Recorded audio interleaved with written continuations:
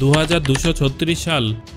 মহাকাশ বিজ্ঞান এখন প্রগতির শীর্ষে, কিন্তু বিজ্ঞান আর প্রযুক্তির এত উন্নতি সত্ত্বেও আজ অবধি ব্রহ্মাণ্ডের অন্য কোনো প্রান্তে মানুষ অচেনা কোনো প্রাণের সন্ধান পায়নি।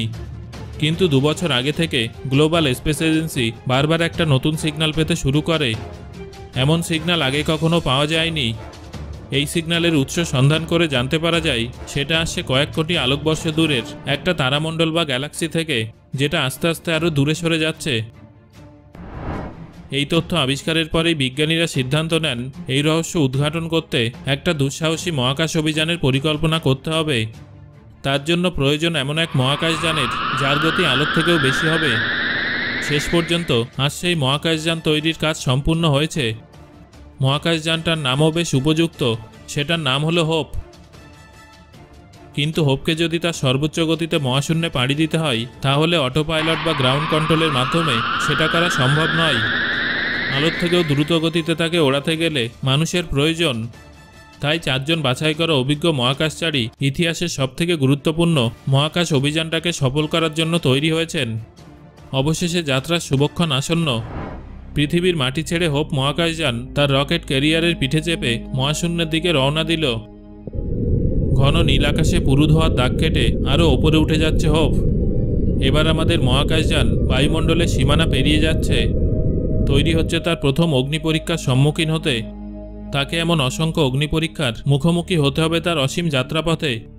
তার সামনে এখন তাদের কক্ষপথে ভেসে থাকা অসংখ্য কৃত্রিম উপগ্রহের ধ্বংসাবশেষ, আবর্জনার জঙ্গল, যারা ঢেকে রেখেছে হোপের সামনে চলার পথ। তবে সৌভাগ্যের কথা, পাইলটরা এই ধরনের বাধা অতিক্রম করতে বেশ পটু। তাদের অসীম দক্ষতায় পৃথিবীর মায়া কাটিয়ে হোপ এখন মহাশূন্যে। এখন প্রশ্ন হলো, মহাশূন্যের যাত্রাপথে প্রথমেই কার সাথে দেখা মিলল? অবশ্যই পৃথিবীর একমাত্র উপগ্রহ আমাদের সবার প্রিয় চাঁদের। মজার ব্যাপার হলো, যদি একটা সাধারণ বিমানে পৃথিবী থেকে চাঁদে পাড়ি দিতে হয়, তাহলে পাক্কা 17 দিন সময় লাগবে। আর লাগবে প্রচুর বাতাস, যার মধ্যে দিয়ে ওই সাধারণ বিমানের পক্ষে সাঁতার কাটা সম্ভব হবে। কিন্তু আমাদের হোপ মহাকাশযানের পক্ষে এগুলো কিছুই নয়। হোপ অনেক বেশি উন্নত আর দ্রুতগামী। চাঁদকে বিদায় জানিয়ে পাইলটরা গতি বাড়ালো। অল্প সময়ের মধ্যেই দেখা দিল মঙ্গল, আমাদের সৌরজগতের চতুর্থ গ্রহ। এই মঙ্গলে আছে সৌরজগতের উচ্চতম পর্বত অলিম্পাস মন্স। এই পর্বত এতটাই বিশাল যে একে মহাকাশ থেকেও স্পষ্ট দেখা যায়। এবার মঙ্গলের মায়া কাটিয়ে হোপের সামনে দ্বিতীয় অগ্নিপরীক্ষা, সেটা হলো অ্যাস্ট্রয়েড বেল্ট। এ হলো ছোট বড় অসংখ্য গ্রহাণুর বিশাল বিচরণ ক্ষেত্র, ভীষণ বিপদসংকুল জোন। খানিক পরেই দেখা মিলল সেরিসের, পৃথিবীর সবথেকে কাছের বৃহত্তম গ্রহাণু। এই গ্রহাণুর ব্যাস 600 মাইলেরও বেশি। আয়তনে আমাদের গ্র্যান্ড ক্যানিয়নের দ্বিগুণেরও বেশি।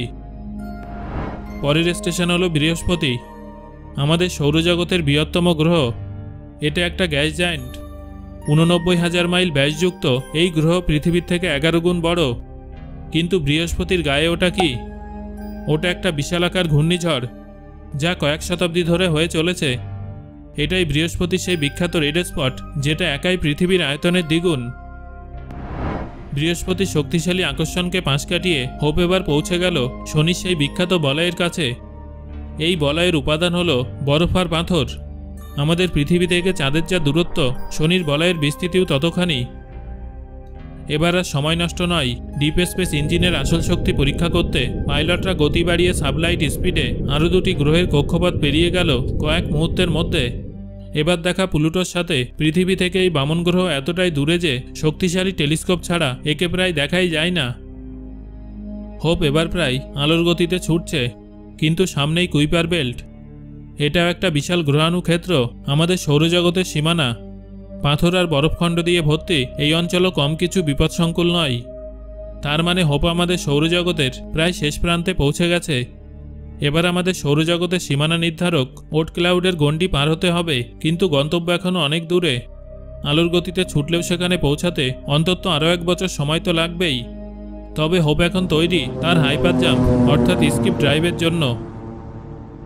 চোখের পলক পড়তে না পড়তেই হোপ ওট ক্লাউডের মধ্যে ঢুকে পড়ল। এটা আমাদের সৌরজগতের সর্বশেষ গ্রহাণু ক্ষেত্র। তবে এটা আগের দুটো গ্রহাণু ক্ষেত্রের মতো বিপদসংকুল নয়, কারণ এই অঞ্চলের গ্রহাণুগুলোর একে অপরের থেকে বেশ দূরে দূরে ছড়িয়ে আছে। এবার শুরু বৃহত্তম মহাশূন্য। এবার নিরাপদে আবার স্কিপ করা যেতে পারে। এক লাফে চোখের নিমেষে হোপ কয়েক আলোকবর্ষ পার হয়ে গেল। এখান থেকে দেখা যাচ্ছে সূর্যের প্রতিবেশী নক্ষত্র দ্য প্রক্সিমা সেন্টাউরি আর তার দুই বড় ভাই আলফা সেঞ্চুরি এ আর বিকে। এই তিন সৌরজগতের কোনো গ্রহ বা উপগ্রহে কোনো প্রাণীর অস্তিত্ব আছে কিনা তা এখনও জানা যায়নি। কিন্তু আর সময় নষ্ট করা চলে না। আবার স্কিপ করার জন্য তৈরি হলেন পাইলটরা। কিন্তু এবার মাত্র একটা না, পরপর বেশ কয়েকটা স্কিপ করে চলল হোপ। আর প্রত্যেক স্কিপে পার হয়ে যেতে লাগলো কয়েক হাজার আলোকবর্ষ। হোপ এখন চলে এসেছে মহাশূন্যের অনেক গভীরে। এখান থেকে গোটা মিল্কি ওয়ে গ্যালাক্সিকে দেখা যাচ্ছে। এ দৃশ্য ভোলার নয়, কিন্তু এখনও আকাশগঙ্গার সীমানার মধ্যেই আছে হোপ। তাই সময় নষ্ট না করে আরও অনেকবার স্কিপ করে যেতে হবে। কিন্তু একসময় থামতেই হলো। এখন প্রশ্ন হলো, কেন থামতে হলো? বিস্ফারিত চোখে মহাকাশচারীরা দেখতে লাগলেন বেশ কিছুটা দূরে একটা নক্ষত্রের জীবন অবসান। এমন বিস্ফোরণ মানুষ কখনো চোখের সামনে প্রত্যক্ষ করেনি।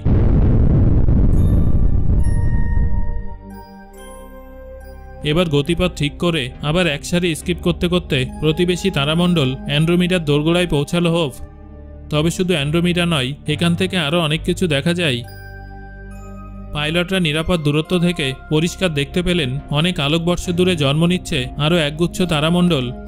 ওই একগুচ্ছ তারামণ্ডলের ঠিক মাঝখানে তৈরি হলো এক বিশাল দৈত্যাকার ব্ল্যাক হোল। এবার হোপ তার অভিযানে শেষ ধাপে এসে পৌঁছেছে। সে এখন তার শেষ লাফ অর্থাৎ শেষ স্কিপের জন্য তৈরি। সামনে চূড়ান্ত গন্তব্য, সেই রহস্যময় সিগন্যাল। অভিযানের শুরু থেকেই এই সিগন্যাল তাদের সাথে আছে। আর প্রত্যেক স্কিপের সাথে সাথে সেই সিগন্যাল আরও শক্তিশালী হয়ে উঠেছে।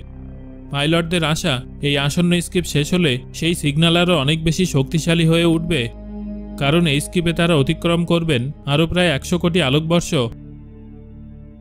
স্কিপ শেষ, এখন তারা এক অদ্ভুত জায়গায় এসে পড়েছেন। এখানে একটা ছোট ব্ল্যাক হোলের চারপাশে অনেকগুলো নক্ষত্র ঘুরপাক খাচ্ছে। আর প্রত্যেকটা নক্ষত্রকে পরিক্রমা করছে অন্তত 2টো করে গ্রহ। এখানে সেই সিগন্যাল অনেকটা শক্তিশালী, কিন্তু যতটা আশা করা গেছিল ততটা নয়। এখন মনে হচ্ছে সিগন্যালের উৎস এখান থেকেও অনেক দূরে। এই অদ্ভুত পরিস্থিতিতে কি করা যায় ভেবে না পেয়ে পাইলটরা স্থির করলেন তারা আরও সামনে স্কিপ করবেন। কিন্তু কোথায়? এখানে নিকষ কালো অন্ধকার আর নিস্তব্ধতা। এতই নিস্তব্ধ যে মনে হয় শ্রবণ শক্তি লোপ পেয়েছে, হারিয়ে গেছে দৃষ্টিশক্তি। এমন সময় চোখ ধাঁধানো আলোর ঢেউ গ্রাস করে ফেলল হোপকে। আর পাইলটরা বিস্ফারিত চোখে দেখলেন তারা বিশ্বব্রহ্মাণ্ডের শেষ সীমানায় এসে পড়েছেন। এই সীমার বাইরে কি আছে তা মানুষ আজ পর্যন্ত আবিষ্কার করতে পারেনি। সামনে নিত্যরত আলোর এক অসীম দেওয়াল। এই দেওয়ালের কোনো শুরু বা শেষ নেই। কিন্তু এই দেওয়ালও থেমে নেই, খুব দ্রুত সরে যাচ্ছে আরও দূরে। আর সঙ্গে করে নিয়ে যাচ্ছে সেই রহস্যময় সিগন্যাল, যেটা হঠাৎ করে অতিরিক্ত শক্তিশালী হয়ে উঠেছিল। এবার পাইলটরা বুঝতে পারলেন ওই সিগন্যালকে ধাওয়া করা ছিল মহাবিশ্বের সীমানার হাতছানি। কিন্তু অভিযানের এই পরিণতি মহাকাশচারীদের পক্ষে মেনে নেওয়া সম্ভব নয়। তারাই সেই দিকে ছাড়তে বদ্ধপরিকর। তারা একটু সময় নিল সিদ্ধান্ত নিতে। তারপর চাপ দিলেন স্কিপ ড্রাইভের হাতলে। চোখের নিমেষে হোপ মহাকাশযান মিলিয়ে গেল অসীম আলোর জগতে। শুরু হলো তার অসীম অনন্তহীন যাত্রা।